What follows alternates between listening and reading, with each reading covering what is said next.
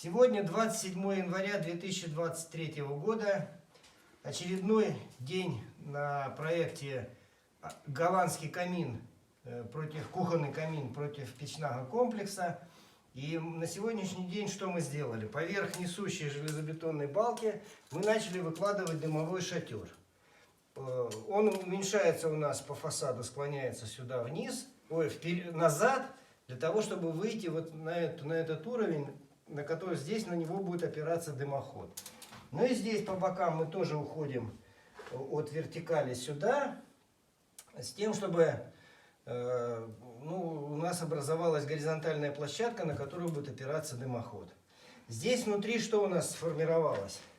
У нас сформировалось хайло, то есть подъемное отверстие, через которое дымы от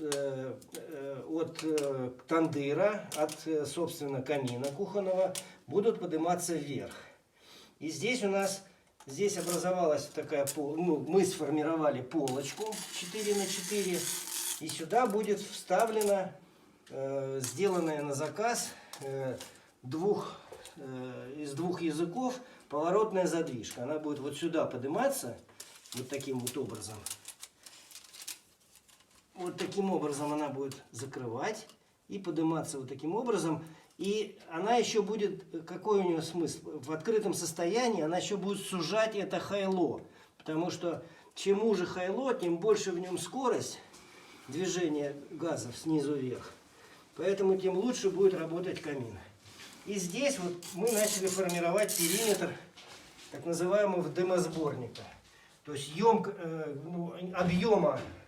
Да, вот здесь мы формируем объема печной конструкции, в которой пламена или дымовые газы горячие, воздух, который выталкивает дымовые газы вверх.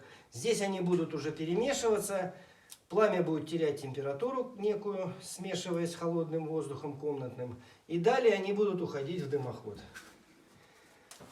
который мы деревом и защитим, войлоком, жестью и пеностеклом. Благодарю за внимание.